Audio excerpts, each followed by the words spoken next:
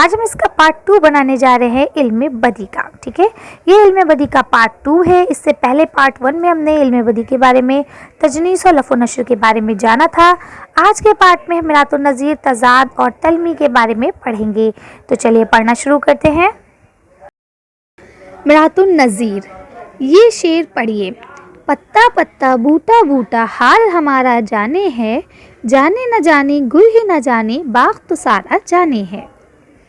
अब देखिए यहाँ क्या बोलते हैं, पहले मिसरे में पत्ता और फिर बूटा आया है, जबकि दूसरे मिसरे में अगर आप देखें गुल और उसके बाद बाग आया है। ठीक है, इन सब में आपस में कोई ना कोई ताल्लुक़ है, कोई ना कोई मुनासबत है। ठीक है, तो देखिए यहाँ आपको डेफिनेशन देते हैं, यानी इसकी तारीफ़ बयान करते हैं कि कलाम में पहले एक ऐसे लफ्ज़ लाना जिसकी मुनासबत या ताल्लुक़ से दूसरे अल्फाज किसी एक मिसरे या शेर में जमा हो जाए, उसे मिरातुन नज़ीर कहते हैं। अच्छा देखिए, आपका ना मिरातुन नज़ीर और रियायत लफ्ज़ी ये दोनों लगभग सेम है। इन दोनों में बस डिफरेंस इतना सा है कि मिरातुन नज़ीर में जो लफ्ज़ आएंगे वो सब एक दूसरे की मुनासबत से आएंगे, वो तज़ाद नहीं होंगे, जबकि रियायत लफ्ज़ी में वो तज़ाद भी हो सकते हैं। ठीक है, चल अभी पढ़ेंगे तो आपको और अच्छे से समझ में आएगा। चलिए देखते हैं। तो यहाँ रियायत लफ्ज़ी के लिए आपको जो शेर दिया गया है, क्या लिखा है, पानी था आग गर्मी ज़ोर हिसाब थी, माही जो सीख मौज तक आई कबाब थी। अब देखिए क्या बोलते हैं कि पानी था। अब देखिए आगे यहाँ पढ़ लेते हैं इसी में ही, ताकि टाइम ज़्यादा ना लगे। देखिए लिखा है इस शेर में पानी और आग में तज़ाद है। तज़ाद यानी उल्टी लफ्ज़ है। मुतज़ाद लफ्ज़ आप लोग ने पढ़े होंगे, है ना। तो मुतज़ाद अल्फाज का क्या मतलब होता है, उल्टे लफ्ज़। सुबह का शाम, है ना, आग का पानी, है ना, उल्टे लफ्ज़, विलोम शब्द। तो देखिए यहाँ पानी की मुनासबत से क्या आया है, आग। ठीक, देखिए क्या लिखते हैं, तज़ाद हैं। तज़ाद भी ताल्लुक़ को जाहिर करते हैं। ऐसा नहीं है कि तज़ाद में कोई ताल्लुक़ नहीं होता, ताल्लुक़ दोनों में होता है। ठीक है, मिरातुन नज़ीर में जो ताल्लुक़ होगा वो पॉजिटिव सेंस में होगा, जबकि यहाँ आपका नेगेटिव सेंस में भी हो सकता है। तो देखिए यहाँ लिखते हैं दूसरे मिसरे में पानी की मुनासबत से माही यानी कि मछली आया है। ठीक है, क्यों, क्योंकि मछली कहाँ रहती है, पानी में रहती है। और आग की मुनासबत से गर्मी आया है, और सीख की मुनासबत से आपका कबाब आया है। ठीक है ना। तो क्या मतलब हुआ यहाँ पे कि पानी जो मतलब गर्मी इतनी बेहिसाब थी कि जो मछली है अगर वो सतह पे आ जाए, यानी ऊपर आ जाए, किनारे पे आ जाए लहरों के ज़रिए, तो वो जल के कबाब हो जाए, है ना। तो यहाँ कहने का क्या मतलब है, बात को बयान किया गया है, लेकिन किससे, तज़ाद के मायनों में। अब देखें यहाँ लिखा है कि रियायत लफ्ज़ी की डेफिनेशन यहाँ दी गई है, शेर में ऐसी चीज़ें जमा करना जिनमें कोई ना कोई ताल्लुक़ हो, खा आपस में ज़द ही क्यों ना हो, यानी कि अगर आपस में एक दूसरे के ज़द हैं यानी तज़ाद हैं, तो भी उसे हम लोग क्या कहते हैं, रियायत लफ्ज़ी कहते हैं। आगे देखिए यहाँ आपको बता देते हैं, बज़ाहिर मिरातुन नज़ीर और रियायत लफ्ज़ी अपनी लफ्ज़ी खुसूसियत की बिना पर एक ही सनत नज़र आती हैं, लेकिन मिरातुन नज़ीर में तज़ाद या मुतज़ाद अल्फाज का इस्तेमाल नहीं होता। जो भी मैंने आपको ऊपर बताया कि मिरातुन नज़ीर में जो है, ठीक है, ताल्लुक़ होगा, मुनासबत होगा, लेकिन वो आपका बिल्कुल पॉजिटिव होगा, यानी उसमें कोई भी तज़ाद नहीं होगा, उल्टे लफ्ज़ नहीं होंगे।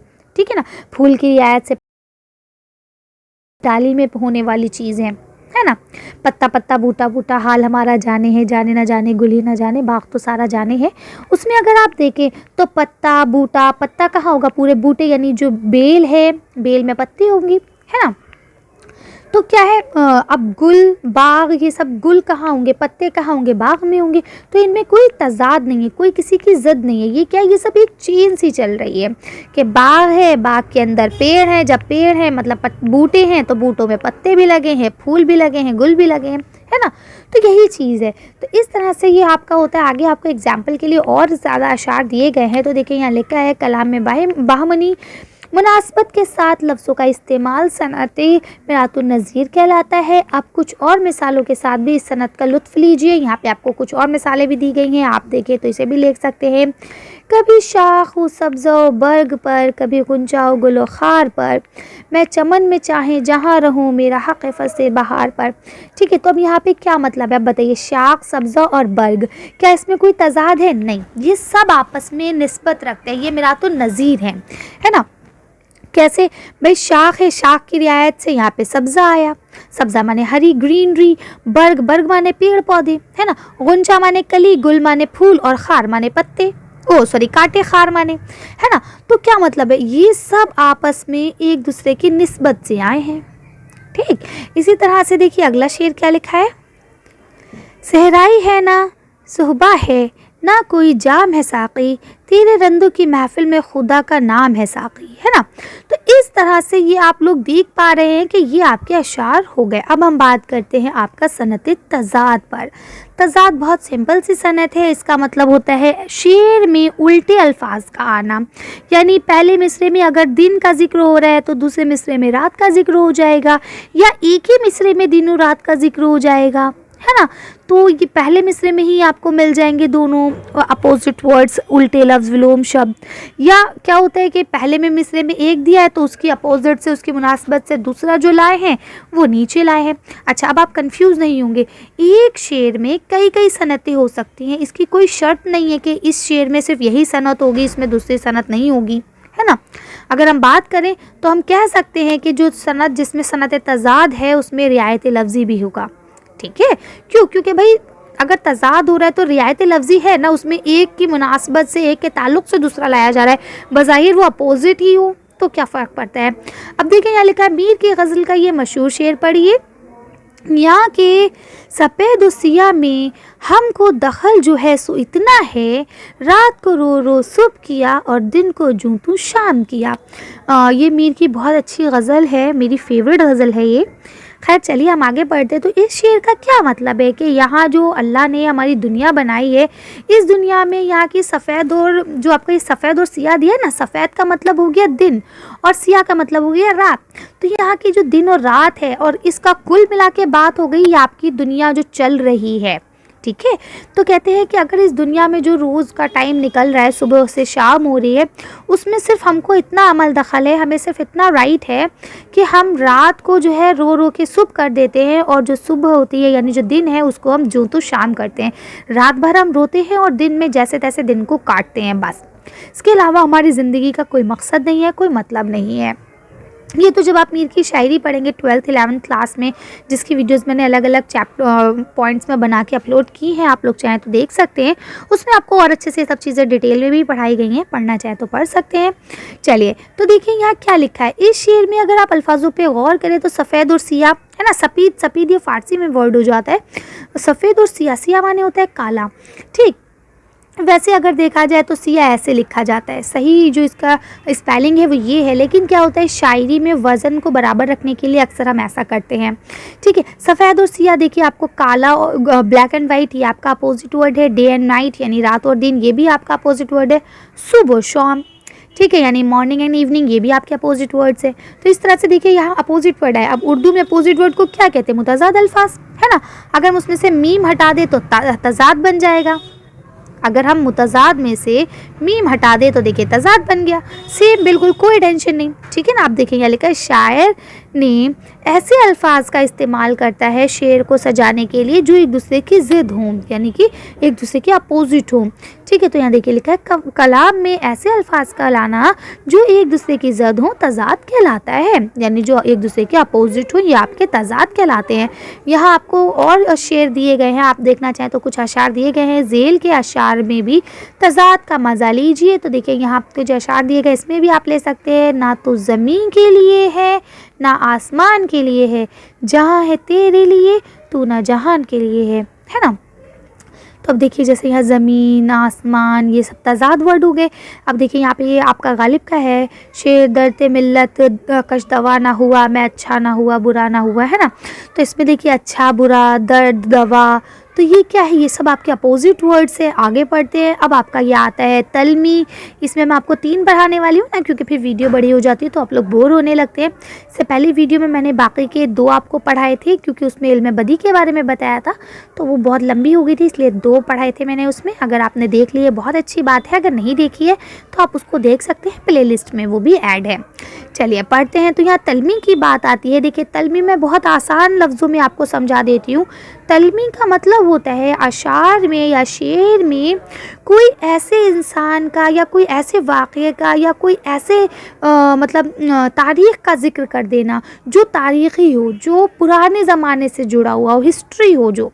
ठीक है, वो मजहबी भी हो सकती है और वो आपकी सियासी भी हो सकती है, वो कोई मैटर नहीं करता। बस क्या है कि जो गुज़रा हुआ ज़माना है ना, माजी, तो माजी का कोई भी एक वाक़या किसी शेर में बयान कर देना, ये आपका तल्मी कहलाता है। जैसे कि यहाँ देखिए आपका लिखा है कि आपको अफसर मेरठी की नज़्म का ये मिसरा तो याद होगा, क्या मिसरा है? तो देखिए एक मिसरा दिया है इसलिए यहाँ हम एन बनाते हैं अगर एक मिसरा होता है, ठीक है। अगर पूरा शेर होता है, जैसे भी पूरा शेर है, तब हमें कोई प्रॉब्लम नहीं होती। तो मिसरे में क्या लिखा है? खिज़्र का काम करूँ, रहनुमा बन जाऊँ। यानी खिज़्र अलैहिस्सलाम को आप सब जानते हैं, अगर नहीं जानते तो मैं आपको बता देती हूँ। हज़रत खिज़्र अलैहिस्सलाम को अल्लाह पाक ने इस दुनिया में भेजा था भूले भटकों को राह दिखाने के लिए, ठीक है ना। अगर कभी अल्लाह ना करे आप लोग रास्ता भूल जाएं या कोई मंजिल आपको नहीं समझ में आ रही है, तो आप हज़रत खिज़्र अलैहिस्सलाम का नाम लेके कह सकते हैं कि हज़रत खिज़्र अलैहिस्सलाम हमको रास्ता दिखाइए। तो बिल्कुल आपको मतलब ठीक है, वो आपके सामने तो नहीं आएंगे, लेकिन हाँ आपके जहन में कुछ ऐसा आ जाएगा जिससे आपको पता चल जाएगा कि हाँ ये रास्ता ठीक है, समझ रहे हैं। अब बाकी ये अक़ीदत के ऊपर होता है, मानो तो सब कुछ, ना मानो तो कुछ भी नहीं। खैर चलिए आगे पढ़ते हैं। तो अब देखिए इसमें क्या हुआ, खिज़्र अलैहिस्सलाम का आया। अगर आपको पता होगा कि खिज़्र अलैहिस्सलाम कौन है, तब तो ये शेर का आप मज़ा ले सकते हैं, इस मिसरे को आप समझ सकते हैं। अदरवाइज़ ये शेर आपके सर पर से जाएगा, आपको पता ही नहीं चलेगा कि ये खिज़्र हैं कौन, है ना। इसी तरह से आप यहाँ गालिब की गज़ल का ये वाला शेर भी आप देख सकते हैं। क्या वो नमरूद की खुदाई थी कि बंदगी में मेरा भला ना हुआ, है ना।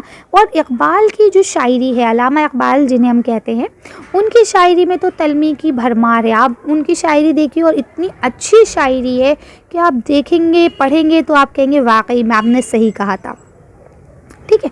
उनके में भी बहुत सारे जगह आपको नमरूद का, खिज़्र अलैहिस्सलाम का, है ना, और बहुत सारे लोगों का उसमें ज़िक्र मिल जाएगा, मूसा अलैहिस्सलाम का मिल जाएगा, ठीक। तो अब देखिए इसमें क्या कहने का मतलब है, क्या वो नमरूद की खुदाई थी? अब नमरूद कौन है आपको पता है? नमरूद एक बादशाह था गुज़रे ज़माने में, जो अपने आप को नाउज़ुबिल्लाह खुदा का दावा करता था कि मैं खुदा हूँ, है ना, खुदाई का दावा करता था। तो क्या कहते हैं, अब जो रियल में तो था नहीं ना, तो कैसे कुछ कर पाएगा भाई। अगर आप अल्लाह पाक से कुछ दुआ मांगे तो वो फ़ौरन पूरी होती है, क्यों? क्योंकि वाकई अल्लाह पाक हैं।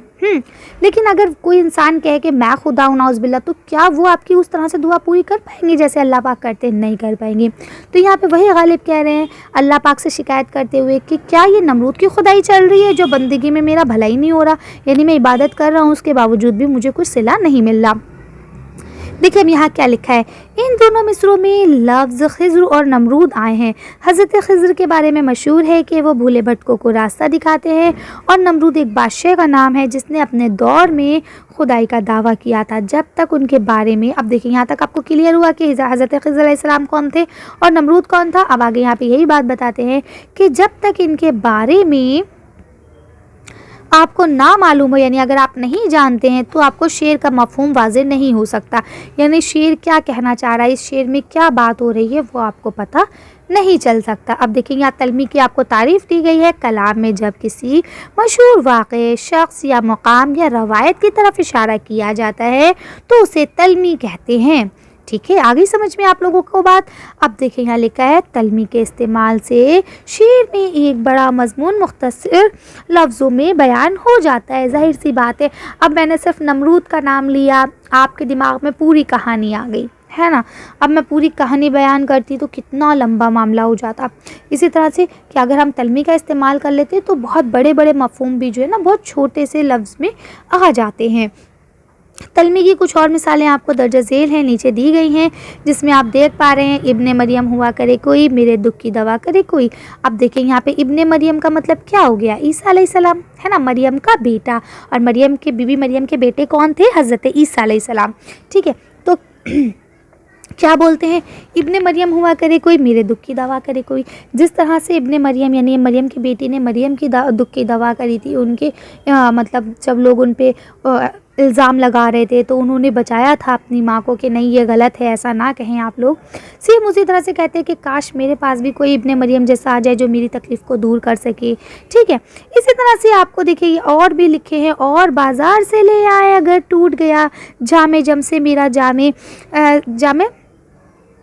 सफ़ाल अच्छा है। ठीक है, तो क्या मतलब है कि जामे जमशेद जो था, जामे जम मतलब जमशेद, जम माने क्या होता है जमशेद, ठीक है।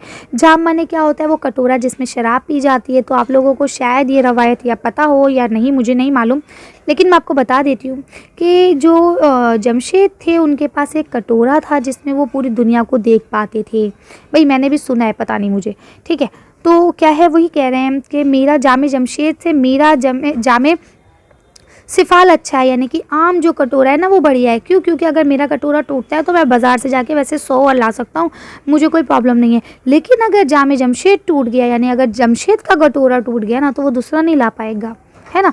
तो उसके कटोरे से मेरा कटोरा लाख गुना अच्छा है, ठीक है। तो इसी तरह से यहाँ पे आपको देखिए और भी लिखा है, लाजिम नहीं कि सबको मिले एक सा जवाब, आओ ना हम सभी सैर करें कोहे तूर की। अब कोहे तूर भी आप सबको पता है कि वो जगह, वो पहाड़ जिसके ऊपर मूसा अलैहिस्सलाम जाके अल्लाह पाक से कलाम करते थे, यानी बातें करते थे, है ना।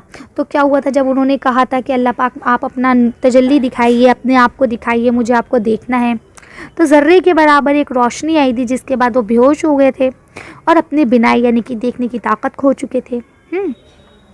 और जो वो पहाड़ था ना, वो आपका रुई के गाले की तरह उड़ गया था, जैसे एक रुई का गाला हवा में उड़ता है ना, वैसे।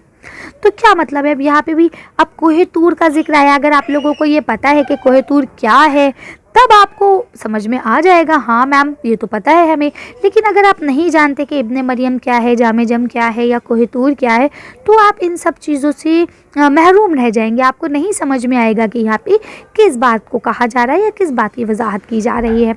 इसके बाद यहाँ आपका जो लास्ट शेर दिया गया है उसमें क्या लिखा है, ना गोरे सिकंदर ना है कब्रदारा, मिटे नामियों की निशा कैसे कैसे। बिल्कुल सही बात है। अब आपको पता है सिकंदर एक ऐसा बादशाह था जिसे हम लोग अलेक्जेंडर के नाम से जानते हैं, है ना। क्योंकि आजकल बच्चे उर्दू से तो बहुत दूर है, लेकिन हाँ इंग्लिश के करीब होते जा रहे हैं। तो आपको अलेक्जेंडर सबको पता है। तो सिकंदर एक ऐसा बादशाह था जिसने बहुत कम उम्र में पूरी दुनिया पर लगभग राज किया था, हुकूमत की थी, ठीक है। तो वही कह रहे हैं कि चाहे सिकंदर हो चाहे कब्रदारा हो। अब देखिए दारा, आपको पता है दारा सिंह कितना वो था। तो बहरहाल क्या कह रहे हैं, दारा सिंह तो यहाँ हिंदुस्तान के वैसे बात हो रही है। तो यह कहते हैं कि चाहे बड़ा हो चाहे छोटा हो, कोई भी हो, किसी का भी निशान यहाँ नहीं रहने वाला, सबके नाम मिट जाएंगे, सबका निशान मिट जाएगा, ठीक है। तो कहने का मतलब ये है कि आपके जो अशार हैं उनमें ऐसे लफ्ज़ का लाना, एक ऐसे वाक़े का लाना जिसके पीछे पूरी एक कहानी हो, जो पुराने ज़माने की कोई एक बात को वाज़े कर रहा हो, ठीक है। उसको हम तलमी कहते हैं, ठीक। अब आपकी नेक्स्ट आती है हुस्न तालील। ये बाकी अब आपकी 3 बची हैं, वो हम नेक्स्ट वीडियो में पढ़ेंगे क्योंकि फिर वीडियो बहुत लंबी हो जाएगी, आप बोर हो जाएंगे। चलिए आज की वीडियो को हम यहीं ख़त्म करते हैं। आज की वीडियो में बस इतना ही। अगर आपको मेरी वीडियो पसंद आई हो तो प्लीज़ इसे लाइक और शेयर करें। अगर अभी तक आपने हमारे चैनल को सब्सक्राइब नहीं किया तो प्लीज़ मेरे चैनल को सब्सक्राइब करें। Thank you for watching.